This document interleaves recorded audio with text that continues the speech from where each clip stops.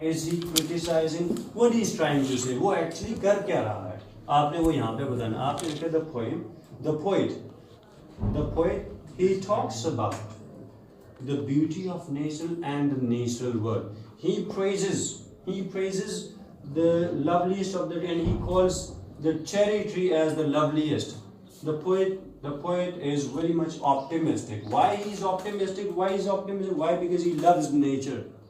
ठीक है. ऑप्टिमिस्टिक का मतलब क्या है? होपफुल होना. पैसिमिस्टिक का मतलब क्या होता है? पैसिमिस्टिक का मतलब होपलेस होना. जिसकी वजह से वो मैंने लैंग्वेज में मैंने लिखा, डिक्शन में मैंने लिखा ये लैंग्वेज है. लैंग्वेज का मतलब क्या है? रिदमिक स्टाइल उसकी टोन क्या है, ये आपने वर्ड पे लिखा. इमेजरी का मतलब है फिगर्स ऑफ स्पीच. अब्दुल्ला आपने सवाल किया, उज़ैफा आपने सवाल किया कि ये फिगर्स ऑफ स्पीच होता क्या है. फिगर्स ऑफ स्पीच ये होता है कि वो जब शायर अपने अल्फाज को कुछ अल्फाज के से कंपेयर कर दे या उन अल्फाज के पर्दे में कोई एक और आइडिया कन्वे करना चाहे, ऐसे अल्फाज को कहते हैं. मैंने जो कहा है उसको गौर से सुने. मैंने क्या कहा है? जब एक शायर कुछ अल्फाज के पर्दे में रह के कोई और बात कन्वे करना चाहे उसको कहते हैं. फिगर्स ऑफ स्पीच की डेफिनेशन उर्दू में बहुत आसान कि आप मिसाल के तौर पे let's suppose if you ask somebody आप आज बहुत अच्छे लग रहे हैं. हकीकत में इसका उलट होगा, इसका उलट होगा. जनाब आज बहुत बदसूरत लग रहे हैं, लेकिन आपने उन अल्फाज को अच्छाई का, तो इसको कहेंगे जनाब ये क्या है? जनाब ये आयरनी है. फिगर्स ऑफ स्पीच में आयरनी कहलाता है. सार्केज़म कह सकते हैं, लेकिन फिगर्स ऑफ स्पीच में उसका नाम आयरनी है. ठीक है.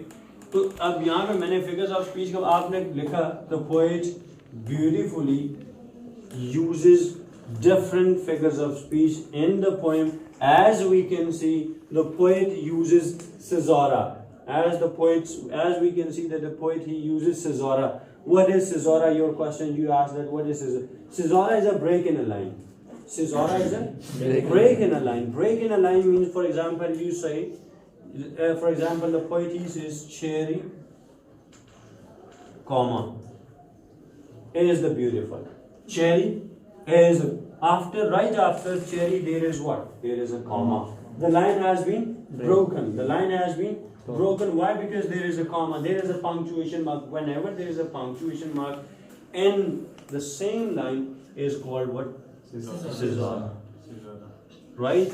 And similarly you can say that the poet also uses enjambment. As we can see, what is enjambment? Enjambment is when the poet he jumps from one idea to another idea without writing any punctuation mark at the end of a line is called what? Enjambment is called enjambment. So you can see, the poet he has used multiple enjambment in his poems. So enjambment is what? Jumping from one idea to another idea without mentioning a punctuation mark is called what? Enjambment. Alliteration I have already told it you as well. All right. First of all, look at the book. What is the example of caesura? Can you see any example in the poem caesura? Break in a line. Line break. Can you see? Sir, first line. What is the sentence? Loveliest of trees. Loveliest of the trees. After that there is a comma, is it? So that's an example of Caesura. Alright, what is the example of enjambment? Can you see any line that is without Second and third. Second. That's an example of what's the line? Is hung with bloom along the bow. And there isn't any punctuation mark. Yes, or that's an enjambment. And alliteration is the repetition of an initial consonant sound is called repetition of line में break का होना किसी भी alliteration. Repetition of an initial consonant sound is called alliteration. Repetition of an initial consonant sound is called alliteration. मिसाल के तौर पे आपने कहा sea sand. ठीक है. अब इसमें दो लेटर्स रिपीट हो रहे हैं. कौन से? हाँ, दो अलग अलग लफ्ज है. कौन से लेटर रिपीट? ये एस और ये एस, ये रिपीट हो रहा है. ये एलिट्रेशन. तो इसमें देखिए कोई ऐसा वर्ड होगा एस से ही शुरू हो रहा होगा. वेयरिंग वाइट, यस, ये भी एलिट्रेशन है. इसके अलावा एक और भी है एस से शुरू होगा Spring score. स्प्रिंग स्कोर भी है स्प्रिंग अप लेकिन है स्प्रिंग्स अप स्कोर हाँ बेशक हो हाँ, भी आ जाएगी। सेम लाइन में 70 70 springs. 70 स्प्रिंग्स भी है हाँ 70 एक लाइन में होना चाहिए repetition of an initial consonant sound in the same कौन line सी is सा called मिल what? गया? सी और सुन Alliteration. C is no. Personification. What is personification? When we give human quality, this is an example of personification. Or consonant sound. Consonants. What is consonants? Consonants is repetition of consonant sound, not at the initial, but it can be at the middle or it can be at the end as well. For example, and sand. And पे same word आ गया.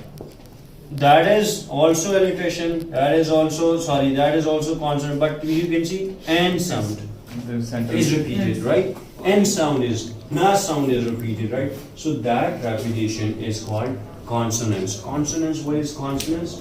कि consonant sound का शुरू में नहीं लफ्ज के दरमियान में या कहीं आखिर में अगर वो consonant sound repeat हो रही है तो वो consonants कहलाती है. ठीक है.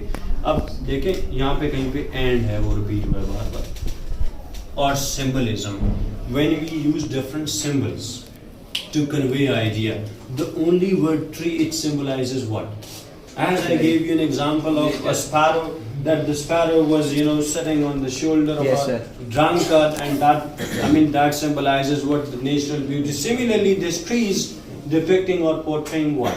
Cherry Nature. Nature And the natural beauty. That tree is symbolism, right? And imagery. When the poet he used different words, and those words are perceived by one of our five senses called an imagery. Imagery क्या होता है? जब भी कोई अल्फाज आप सुने और वो अल्फाज आप अपनी 5 सेंसेस से परसीव कर सकें. मिसाल के तौर पे रसलिंग ऑफ लीव्स, खुश्क पत्ते हैं, जब मैं उन खुश्क पत्तों पे चलूंगा तो मुझे उन पत्तों की आवाज ऐसे. That rustling of leaves is an example of imagery. We have already, discussed this in the previous point that the rain may be. The leaves are drinking rainwater. Drop by drop. Drop by drop, leaves are drinking rainwater. और वो rainwater, ठीक है, जब उससे वो rainwater वो drink करते हैं तो उससे हमें एक sound भी सुना है. And that sound हमने ये भी कहा कि वो sweet sound है.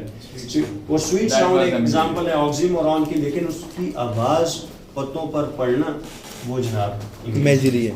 और वो लीव सिर्फ एक वर्ड लीव भी इमेजरी है. वाई? क्योंकि हम उसको अपनी आंख से परसीव करते, इसी तरह ट्री भी हम अपनी आंख से परसीव करते हैं. That's imagery. And assonance.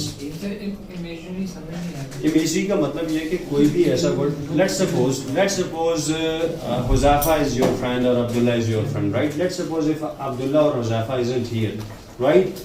They aren't here, and if I call or if I pronounce the name of any of these, तो जैसे ही मैं इसका नाम लूँगा इसकी तस्वीर हमारे सामने यस ऐसे.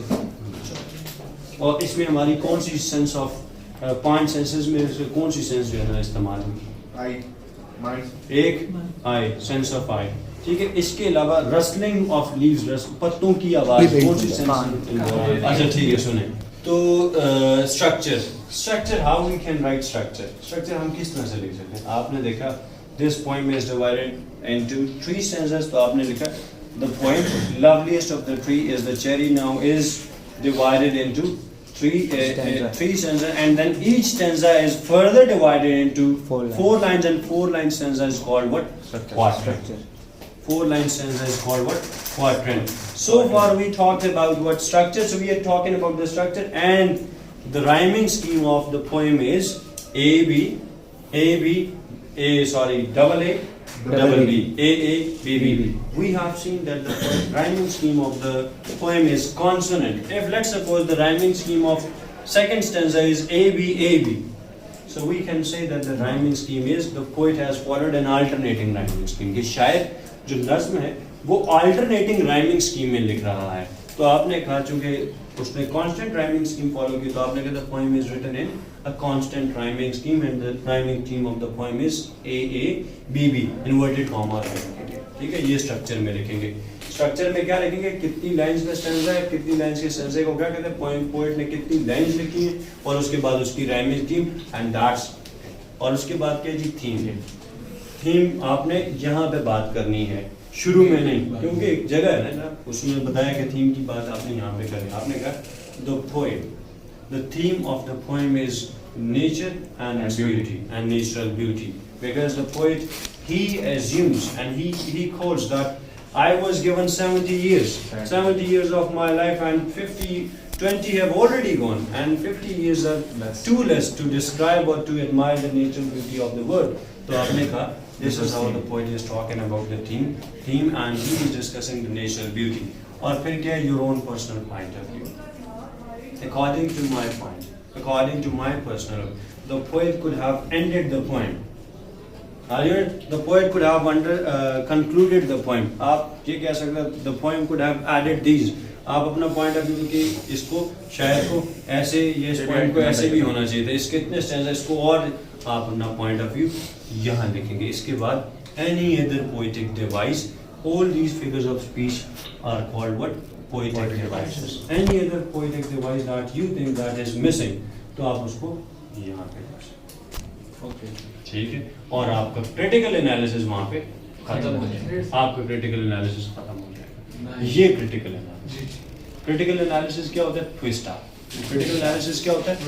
Twist up. और ट्विस्ट अप क्या होता है? थीम और टाइटल, वर्ड, W पर word means diction, diction means language, and language means tone as well. Tone, language and tone, कि शायर किस अंदाज में, either the tone of the poet is optimistic, pessimistic, mournful, sad, किस तरह से वो लिखता है।